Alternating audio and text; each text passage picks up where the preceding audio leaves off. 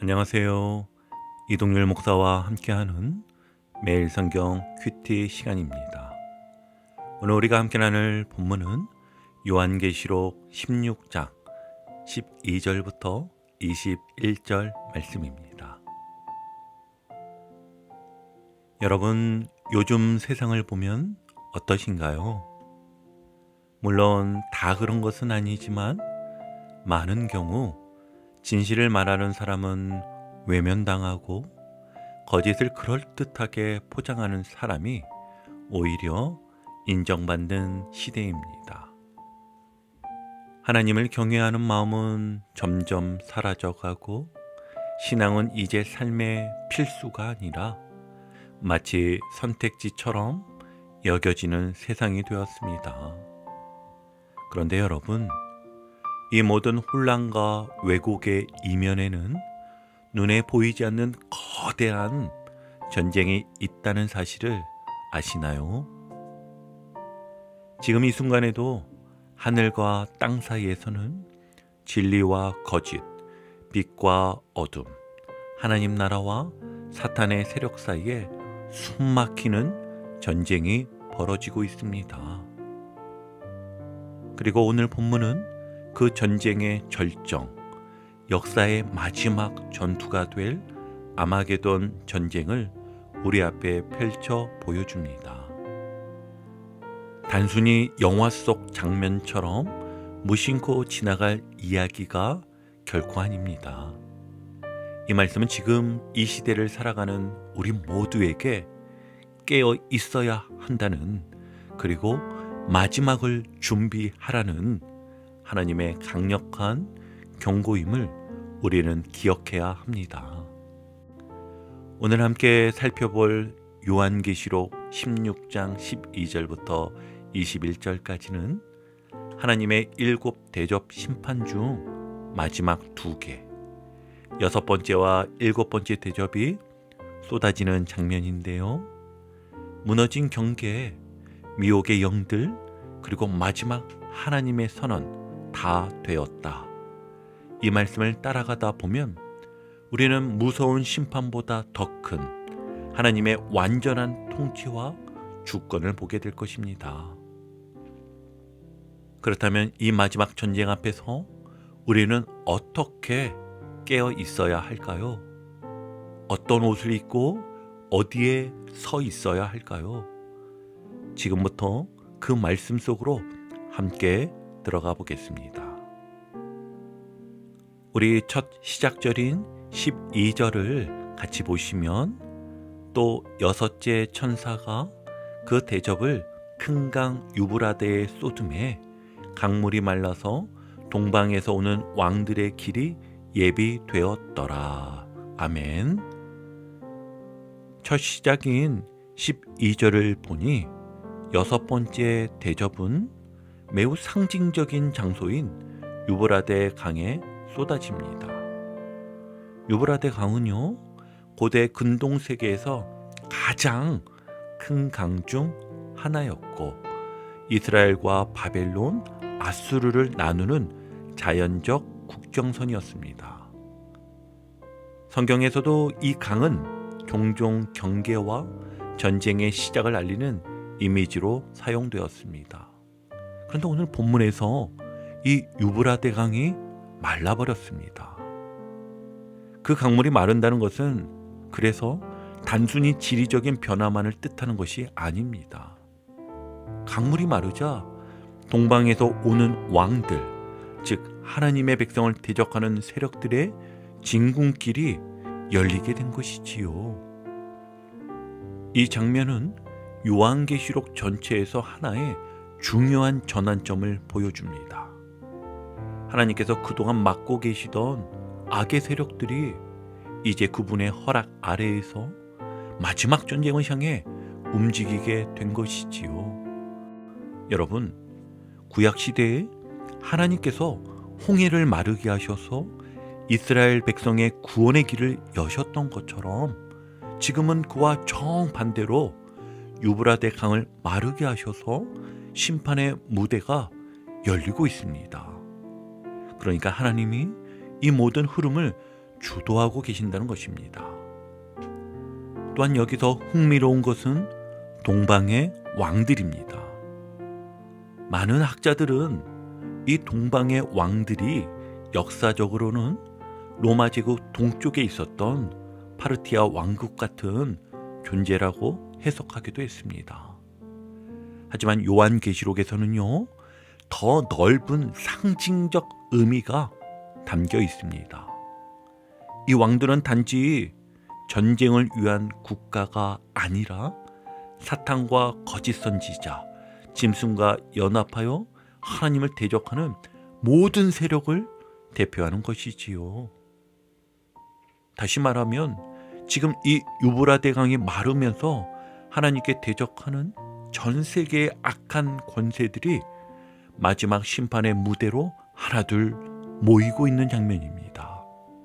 게다가 이 강물이 마른다는 표현은 단지 외적인 군사적 전쟁이 아니라 영적인 장벽이 사라지는 현상을 함께 의미합니다. 여러분, 이것은 오늘날 교회와 세상 사이의 경계선이 무너지는 것을 상징적으로 보여주는 것이지요. 세상의 가치관과 사상이 교회 안으로 스며들고 하나님의 백성이 깨어있지 않으면 그 틈을 타고 악한 영향력이 거침없이 흘러들어오는 현실 말입니다. 예전에는 교회가 세상을 막는 방파제 같았다면 지금은 유브라데 강이 마른 것처럼 그 경계가 무너지고 있는 모습을 보는 듯합니다. 더 심각한 건 무엇이겠습니까? 이 모든 전개가 하나님의 주권 아래에서 지금 이루어지고 있다는 점입니다. 하나님께서 심판의 시간을 알리시기 위해 의도적으로 이 강을 말리신 것입니다. 이제 심판은 피할 수 없는 현실이 되었습니다.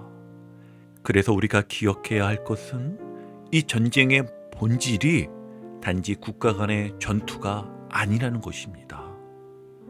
이것은 하나님의 공의가 완성되는 마지막 싸움이었습니다. 그리고 우리는 그날을 준비해야 하는 하나님의 군사들인 것이지요. 여러분, 오늘날 유브라데 강이 마른 것처럼 우리의 삶에도 진리와 거짓, 교회와 세상 사이의 경계가 심해지고 있습니다. 교회 안에 세상의 사상과 문화가 스며들고 신자의 삶 속에 세속적인 가치가 자연스럽게 자리 잡습니다. 혹시 나도 모르게 괜찮겠지, 이 정도는 세상과 어울리는 거야, 이렇게 말하며 타협하고 있지는 않습니까? 하나님이 오늘 우리에게 경고하십니다. 경계선이 무너지면 전쟁이 시작된다. 오늘 내 신앙의 경계는 어떤지 여러분 돌아보십시오. 나는 하나님 편에 굳건히 서 있는가? 말씀을 기준 삼고 살아가고 있는가? 하루를 시작하며 이 질문 앞에 나를 세워보시길 바랍니다. 자, 이제 두 번째 단락을 보면은요, 두 번째 단락은 13절부터 16절까지로 나누어 봤는데요, 핵심 표현만 제가 읽어드리면, 또 내가 봄에 개구리 같은 새 영이 용의 입과 짐승의 입과 거짓 선지자의 입에서 나오니 그들은 귀신의 영이라 아마게돈으로 왕들을 모으더라. 아멘. 이번 장면은 마치 영적인 판타지처럼 보일 수 있을 것 같습니다. 용의 입에서, 짐승의 입에서, 거짓 선지자의 입에서 개구리 같은 새 영이 튀어나오는 장면, 정말 낯설고 기이하지요. 그런데 이 장면은 단지 상상 속 장면이 아닙니다. 이 세상에 실제로 존재하는 영적 미혹의 실체를 보여주는 아주 강력한 비유입니다. 여러분 한번 잘 들어보세요. 먼저 등장하는 존재는 용입니다. 이 용은 요한계시록에서 사탄, 즉 마귀를 상징하지요. 그리고 그 곁에 있는 짐승은 정치적 권세를 상징하고 거짓 선지자는 종교적 미혹을 의미하는 것이지요.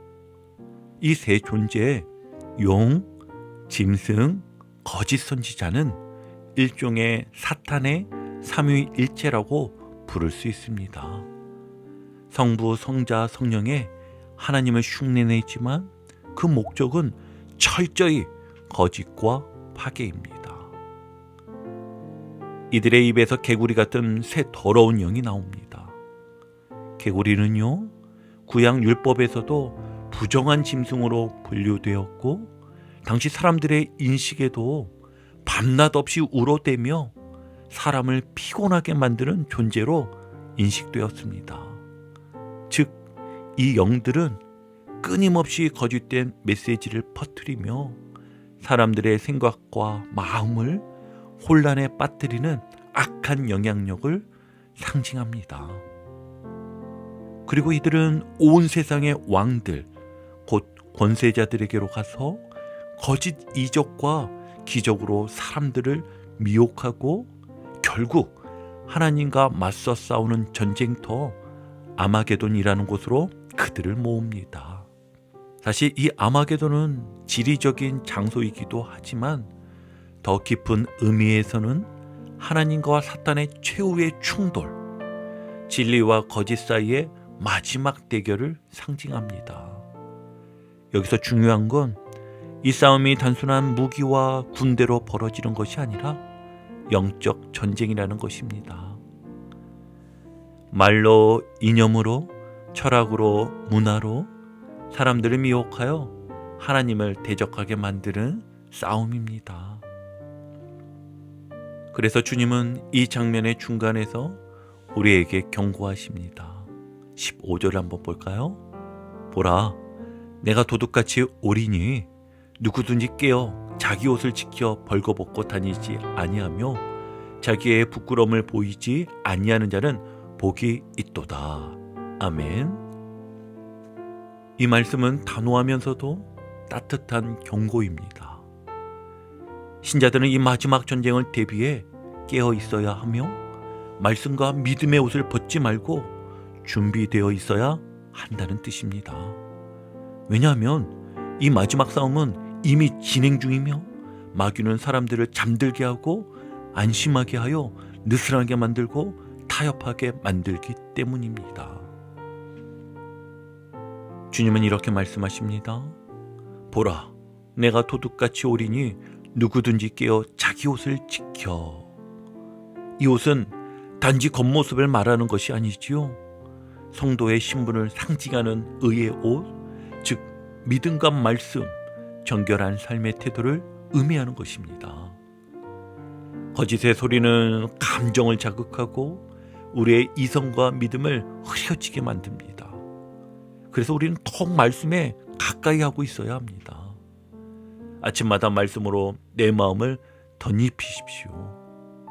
세상의 거짓 소리보다 진리의 음성을 어떻게 하든지 더 가까이에 두고 들으셔야 합니다. 그럴 때 우리는 혼탁한 세상 가운데서도 끝까지 주님의 편에 설 수 있을 것입니다. 자, 이제 마지막 세 번째 단락을 보면은요, 핵심 표현을 역시 제가 한번 읽어드리면, 일곱째 천사가 그 대접을 공기에 쏟음에 성전에서 큰 음성이 나서 이르되 되었다 하시니. 아멘. 드디어 일곱 번째 마지막 대접이 쏟아집니다. 그리고 이번에는 공기에 쏟아진다고 합니다.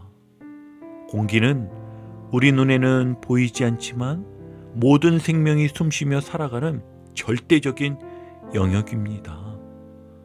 즉, 마지막 심판은 부분적이 아니라 전 우주, 전 인류를 향한 보편적이고 궁극적인 심판이라는 뜻입니다. 그리고 그 순간 하늘 성전에서 들려오는 하나님의 음성, 다 되었다. 이 음성은요, 예수님께서 십자가 위에서 하셨던 마지막 말씀, 다 다 이루었다를 떠오르게 하지요. 그러나 지금 들려오는 다 되었다는 말씀은 구속의 완성이 아니라 심판의 완성을 선언하는 하나님의 선포입니다. 이 선언이 끝나자 지진이 일어나고 거대한 도시들이 무너지고 섬과 산들이 좌치를 감추고 하늘에서 한 달란트 약 30에서 40kg이나 되는 큰 우박이 떨어집니다. 이 장면은 단지 무서운 자연재해의 묘사가 아니라 하나님이 인내를 멈추시고 악을 향해 내리시는 마지막 공의의 심판입니다. 특히 여기서 무너지는 바벨론은 요한계시록 전반에서 하나님을 대적해온 악의 총본산, 곧 세상의 탐욕과 우상숭배, 타락한 문화와 권력의 상징입니다. 하나님께서 그것을 기억하시고 그 죄에 합당한 심판을 내리시는 장면이지요. 그런데 놀라운 반응이 하나 더 기록되어 있습니다. 바로 그 심판을 받는 사람들이 21절에 표현하는 바와 같이 하나님을 비방하였다는 것입니다. 고통 앞에서도 하나님께 돌아오지 않고 오히려 하나님을 탓하고 욕하며 끝까지 회개하지 않았다는 것입니다. 여러분, 이것이 죄의 본질입니다. 단순한 행동이 아니라 하나님을 향한 태도, 마음의 고집입니다. 그 마음이 끝까지 꺾이지 않으면 어떤 재앙도 고통도 회개로 이어지지 않는다는 것을 확실하게 분명하게 보여주는 것이지요. 여러분, 이 마지막 심판은 분명히 올 것입니다. 그날은 숨을 곳이 없는 날입니다. 그날이 두려운 사람은 지금 회개해야 하고 그날이 기다려지는 사람은 지금 깨어 있어야 합니다. 가장 무서운 심판은 고통이 아니라 회개의 기회가 사라지는 것입니다. 오늘 본문에 등장하는 사람들은 그 고통 가운데서도 하나님께 돌이키지 않고 오히려 하나님을 욕하였습니다. 여러분, 혹시 내 마음도 무뎌져 있지는 않습니까? 말씀이 들려도 그냥 넘기고 기도할 마음조차 들지 않는 상태에 머물러 있지는 않습니까? 하나님은요, 아직 회개의 기회를 우리에게 주고 계십니다. 오늘 이 시간 주님 앞에 나아가 정직하게 고백해 보시길 바랍니다. 주님, 제 안에 무너진 경계들을 회복시켜 주시옵소서. 이제 큐티를 마무리하며 정리하겠습니다. 오늘 우리가 함께 나눈 요한계시록 16장 12절부터 21절까지의 말씀은 세상 끝에 끔찍한 전쟁 이야기처럼 들릴 수 있습니다. 유브라데 강이 말라 전쟁의 길이 열리고 거짓 영들이 사람들을 미혹하고 마지막 대접이 쏟아질 때 하늘과 땅이 뒤흔들리는 심판이 임하였지요. 하지만 이 말씀을 깊이 묵상해 보면 이 심판은 무서운 종말의 장면이 아니라 하나님의 공의가 완전히 이루어지는 완성의 장면임을 알 수 있습니다. 우리가 믿는 하나님은 끝까지 참으시고 기다리시는 분이시지만 끝내 의를 세우시고 거짓을 무너뜨리시는 분이기도 하십니다. 그리고 이 심판은 우리에게 공포로 다가오기보다는 우리가 지금 어떻게 살아야 할지를 분명히 알려주시는 거룩한 이정표와도 같습니다. 그래서 말씀은 오늘 우리에게 묻고 있습니다. 너는 지금 깨어 있느냐? 진리의 옷을 입고 있느냐? 회개의 자리를 떠나지 않고 있느냐? 세상은 점점 더 혼란스러워지고 진리와 거짓의 구분이 흐려지고 있지만 그럴수록 우리는 더욱 분명히 주님 편에 서야 합니다. 끝까지 말씀을 붙들고 기도의 자리를 놓지 않으며 작은 일에도 정직하고 성실하게 살아가는 것, 이것이 이 마지막 시대를 살아가는 믿음의 자세인 것입니다. 여러분, 오늘도 하루를 살며 주님 앞에서 마음을 조용히 들여다보시길 바랍니다. 혹시 내가 놓쳐버린 회개의 기회는 없는지, 말씀의 옷을 벗어버리고 있지는 않은지, 잠들어 있던 나의 영혼을 다시 깨워야 할 때가 아닌지 살펴보시길 바랍니다. 그렇게 하루하루를 깨어 살아갈 때 우리는 심판의 날을 두려워하지 않고 기쁨으로 주님을 맞이할 수 있을 것입니다. 여러분, 오늘 하루도 하나님의 편에 서서 진리를 무장하고 회개의 옷을 입고 말씀으로 숨쉬며 살아가는 하루가 되시기를 주님의 이름으로 축복합니다. 오늘도 복음의 기쁨과 확신으로 승리하는 하루 되시길 축복합니다. 함께 해주셔서 감사합니다. 내일 큐티 시간에 다시 뵙겠습니다.